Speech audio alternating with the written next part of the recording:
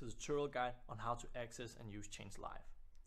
Once you've logged in and land on the dashboard page, press Actee Change and then ChangeLive, which will open up a new page. In this tutorial, we will follow the guided tips, which will always be available to you if you need it. The first thing you have to do is to give your project a fitting name. You may want to include your own name in the title if you want to co-manage the project with someone else down the line. You can always change the name at a later point.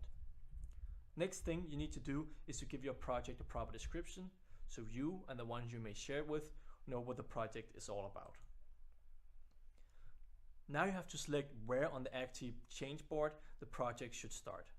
The board comprises of 24 fields. Field 1 indicates that the project is merely an idea and no actions have been taken yet. Field 24 indicates that the project has been implemented successfully. Rick Mauer's 6 well-known stages in a change process are listed to help you select where the project is. The current location of this project will be field 7.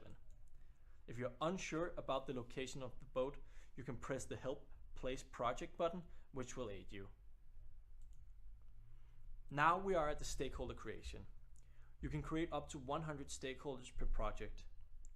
Here you'll have to enter the name or unit of the stakeholder and give the stakeholder a proper description, such as personality type. Finally, you can input the strength of the stakeholder. The term strength can be network-related strength or strength in the sense of how much the opinions of this stakeholder is heard. It is up to you to define how you can use this term. Lastly, you'll have to place each stakeholder on the board relative to their position in regards to the change process and the resistance level according to Mauer's theory. Now you can see the ChangeLive overview, including the location of the boat and the stakeholder.